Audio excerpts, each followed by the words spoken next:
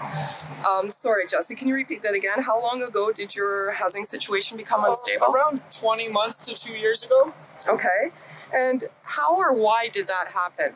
Well, I moved back in with my parents about 2 years ago. Things were stable for a little bit, and then they started to get very ill.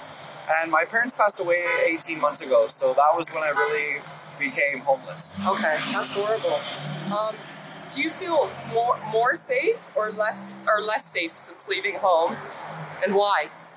I feel less safe because I guess there wasn't really problems at home, so I always knew I had a safe and nurturing environment there. Okay, perfect. Where did you sleep last night? Last night I slept at the waterfront. Okay. Where do you usually sleep? I usually sleep at a hostel at Church in Richmond. It costs me $17 a night. Okay. Are you trying to change your housing situation? Yes, I am actually. I'm starting back in school in January and moving in a positive direction. Excellent.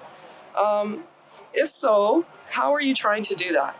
I've been applying for apartments through Toronto Community Housing. They have a really long waiting list. I also have a housing worker at the Wood Green. Okay, great. What challenges do you face in trying to find a more stable situation? My age, for one. A lot of people don't want to rent to me. When I go and look at apartments and stuff, a lot of people have hindrances because I'm so young. They don't know if I'm reliable. Okay, perfect. Thanks, Jessie.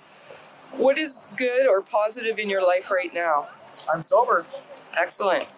Okay, being on the streets, how do you think people perceive you? I find a lot of the time there's a lot of, I hate to use the word ignorant, but that's what I feel. There's a lot of ignorant people in the city. They assume that because I'm out here, it's a choice to be out here and that I must be addicted to drugs or not wanting to make my situation better. So. Okay, excellent. Oh no, thank you. Okay, how do you get money? I panhandle. Okay, I give you that 20 bucks? No, you put it back in your purse. Okay, thank you.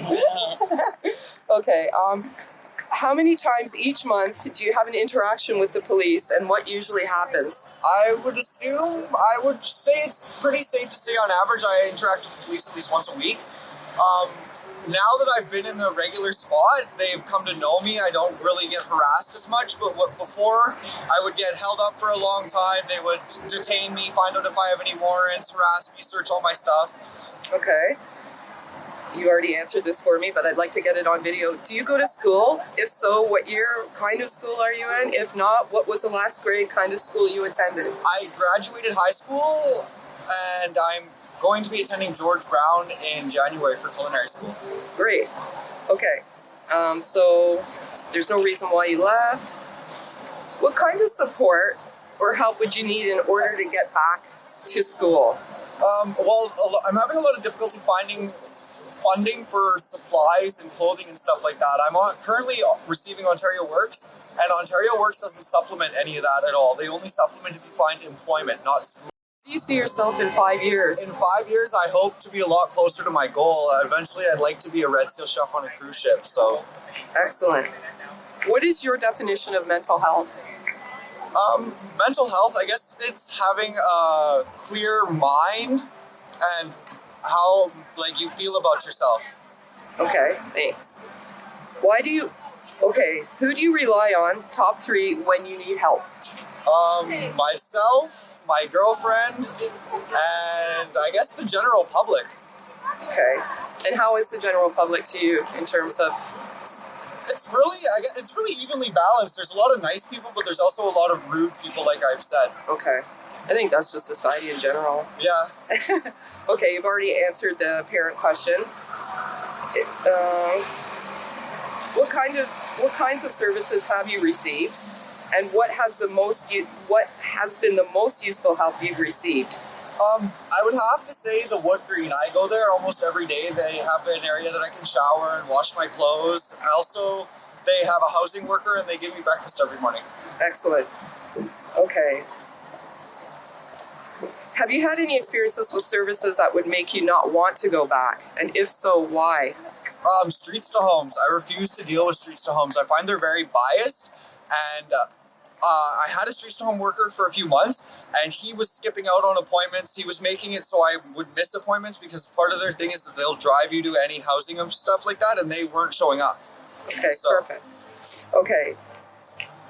If you have not sought help from public or nonprofit agents, okay, you've been seeking help from nonprofit agencies, okay. What kind of help or services do you wish were there for you that are not available now? I wish there was more access for community meals in the core itself, and also for clothing. It's very, very hard to get clothing. Okay, perfect. I think that's it. So one final thing I have for you, Jessie, is first of all, thank you very much, and I wish the best of luck for you.